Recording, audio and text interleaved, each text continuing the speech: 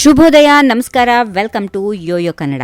ರಾಜ್ಯ ಬಿಜೆಪಿಯಲ್ಲಿ ಆಂತರಿಕ ಕಚ್ಚಾಟ ಮತ್ತೆ ತೀವ್ರಗೊಂಡಿದೆ. ರಾಜ್ಯಾಧ್ಯಕ್ಷ ಬಿವೈ ವಿಜೇಂದ್ರ ಅವರ ವಿರುದ್ಧ ಬಂಡಾಯ ಎದ್ದಿರುವ ಬಣ ಶೀಘ್ರದಲ್ಲಿ ಬೆಳಗಾವಿಯಲ್ಲಿ ನಿರ್ಣಾಯಕ ಸಭೆ ನಡೆಸಲು ಸಿದ್ಧತೆಯನ್ನ ನಡೆಸಿದೆ. ಬಿಜೆಪಿ ಉಚ್ಚಾಟಿತ ಶಾಸಕ ಬಸನಗೌಡ ಪಾಟೀಲ್ ಯತ್ನಾಳ್ ಸುದ್ದಿಗಾರರ ಜೊತೆ ಮಾತನಾಡಿ ರಾಜ್ಯಾಧ್ಯಕ್ಷರ ವಿರುದ್ಧ ಸ್ಫೋಟಕ ಆರೋಪಗಳನ್ನ ಮಾಡಿದ್ದಾರೆ. ಏನಿದು ಹೊಸ ರಾಜಕೀಯ ಬೆಳವಣಿಗೆ? ನೋಡೋಣ ಬನ್ನಿ. ಹೌದು, ಬಿವೈ ವಿಜೇಂದ್ರ ವಿರುದ್ಧ ದೊಡ್ಡ ತಂಡವೇ ಸಜ್ಜಾಗಿದೆ ಎಂದು ಯತ್ನಾಳ್ ಘೋಷಿಸಿದ್ದಾರೆ. ಬಸವರಾಜ ಬೊಮ್ಮಾಯಿ, ಆರ್ ಅಶೋಕ್, ಅಶ್ವಥ್ ನಾರಾಯಣ, ಸಿಟಿ ರವಿ ಅವರಂತಹ ಹಿರಿಯ ನಾಯಕರು ವಿಜೇಂದ್ರ ವಿರುದ್ಧವಾಗಿದ್ದಾರೆ. ಅಷ್ಟೇ ಅಲ್ಲ, ರಮೇಶ್ ಜಾರಕಿಹೊಳಿ, ಕುಮಾರ್ ಬಂಗಾರಪ್ಪ ಮತ್ತು ಯತ್ನಾಳ್ ಸೇರಿದಂತೆ ಹಲವರು ಒಂದಾಗಿದ್ದು ಶೀಘ್ರದಲ್ಲಿ ಭೇಟಿ ಮಾಡಿ ಮಾತುಕತೆ ನಡೆಸಲಿದ್ದಾರೆ ಎಂದು ತಿಳಿಸಿದ್ದಾರೆ. ಇನ್ನು ರಮೇಶ್ ಜಾರಕಿಹೊಳಿ ಸಿಡಿ ಪ್ರಕರಣಕ್ಕೆ ಸಂಬಂಧಪಟ್ಟಂತೆ ಬಿವೈ ವಿಜೇಂದ್ರ ವಿರುದ್ಧ ಬಾಂಬ್ ಸ್ಫೋಟಿಸಿರುವ ಯತ್ನಾಳ್, ಬಿಜೆಪಿ ಶಾಸಕ ರಮೇಶ್ ಜಾರಕಿಹೊಳಿ ಸಿಡಿ ಬಿಡುಗಡೆ ಮಾಡಿದ್ದು ವಿಜೇಂದ್ರ ಇಂತಹ ಹಲ್ಕಾ ಕೆಲಸ ಮಾಡುತ್ತಾರಾ ಎಂದು ಪ್ರಶ್ನಿಸಿದ ಯತ್ನಾಳ್, ಡಿಸಿಎಂ ಡಿಕೆ ಶಿವಕುಮಾರ್ ಹಾಗೂ ವಿಜೇಂದ್ರ ಕೂಡಿ ರಮೇಶ್ ಜಾರಕಿಹೊಳಿ ಅವರ ಜೀವನ ಹಾಳು ಮಾಡಿದರು. ಹಿಂದುಳಿದ ವರ್ಗದ ಕುಮಾರ್ ಬಂಗಾರಪ್ಪ,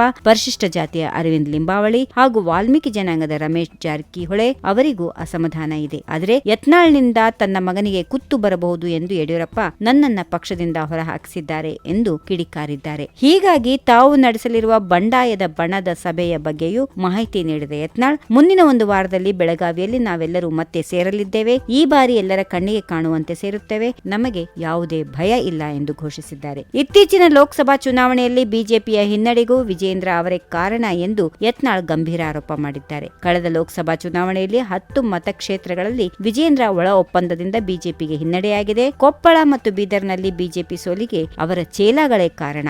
ದಾವಣಗೆರೆಯಲ್ಲಿ ವಿಜೇಂದ್ರರ ಚೇಲ ಡೀಲಿಂಗ್ ಮಾಡಿಕೊಂಡಿದ್ದ ಎಂದು ಕಾಂಗ್ರೆಸ್ ಶಾಸಕರೇ ಹೇಳಿದ್ದಾರೆ. ವಿಜೇಂದ್ರ ಅವರನ್ನ ಮುಂದುವರೆಸಿದರೆ ಬಿಜೆಪಿಯ ಆತ್ಮಾಹುತಿ ಬಾಂಬ್ ಮಡಿಲಿಗೆ ಕಟ್ಟಿಕೊಂಡಂತೆ ಎಂದು ಕಿಡಿಕಾರಿದರು. ವಿಜಯೇಂದ್ರ ಅವರ ದೆಹಲಿ ಭೇಟಿಗೂ ಯತ್ನಾಳ್ ಹೊಸ ತಿರುವು ನೀಡಿದ್ದು, ಮಾಜಿ ಸಿಎಂ ಬಿಎಸ್ ಯಡಿಯೂರಪ್ಪ ಮತ್ತು ಪುತ್ರ ಬಿಜೆಪಿ ರಾಜ್ಯಾಧ್ಯಕ್ಷ ಬಿವೈ ವಿಜೇಂದ್ರ ಮೇಲೆ ಗಂಭೀರ ಪ್ರಕರಣಗಳಿವೆ. ನಕಲಿ ಸಹಿ ಪ್ರಕರಣದ ಸಂಬಂಧ ವಿಜೇಂದ್ರ ಅವರನ್ನ ಜಾರಿ ನಿರ್ದೇಶನಾಲಯದವರು ದಿಲ್ಲಿಗೆ ಕರೆಸಿದ್ರು, ಹೀಗೆಂದು ಅವರು ಆರೋಪಿಸಿದ್ದಾರೆ. ಇತ್ತೀಚೆಗೆ ವಿಜೇಂದ್ರ ದಿಲ್ಲಿಗೆ ಹೋಗಿದ್ದು ಖಾಸಗಿ ಕೆಲಸದ ಮೇಲಲ್ಲ, ಗಂಭೀರ ಪ್ರಕರಣದಲ್ಲಿ ಅವರ ವಿರುದ್ಧ ಪುರಾವೆ ಸಿಕ್ಕಿದ್ದು ಜೈಲಿಗೆ ಹೋಗಲಿದ್ದಾರೆ ಎಂದು ಭವಿಷ್ಯ ನುಡಿದರು. ಹೀಗಾಗಿ ಸುಮ್ಮನೆ ರಾಜಕೀಯದಿಂದ ದೂರವಾಗಲಿ, ಬಹಳ ಎಂದರೆ ಒಂದು ಕ್ಷೇತ್ರದ ಶಾಸಕರಾಗಲಿ, ಅದು ಬಿಟ್ಟು ರಾಜ್ಯಾಧ್ಯಕ್ಷನು ನಾನೇ, ಮುಖ್ಯಮಂತ್ರಿಯೂ ನಾನೇ ಎಂದರೆ ಉಳಿದವರು ಏನ್ ಮಾಡಬೇಕು ಎಂದು ಖಾರವಾಗಿ ಪ್ರಶ್ನಿಸಿದ್ದಾರೆ. ಇನ್ನು ಇದೇ ವೇಳೆ ಪೊಲೀಸ್ ಇಲಾಖೆಯ ಬಗ್ಗೆ ಮಾತಾಡಿರುವ ಯತ್ನಾಳ್, ಪೊಲೀಸ್ ಇಲಾಖೆ ಮುಖ್ಯಸ್ಥರಾಗಿ ಸಲೀಂ, ಮುಷ್ರಫ್ ರಂತವರನ್ನ ತಂದ್ರೆ ನಮ್ಮ ಮೇಲೆ ಕೇಸ್ ಆಗವೆ. ಮೊನ್ನೆ ವಿಜಯಪುರದಲ್ಲಿ ನನ್ನ ಮೇಲೆ ಕೇಸ್ ಹಾಕಿಸಿದ್ರು. ಸಲೀಂ ಪೊಲೀಸ್ ಇಲಾಖೆಯಲ್ಲಿ ಅಧಿಕಾರ ವಹಿಸಿಕೊಂಡ ಬಳಿಕ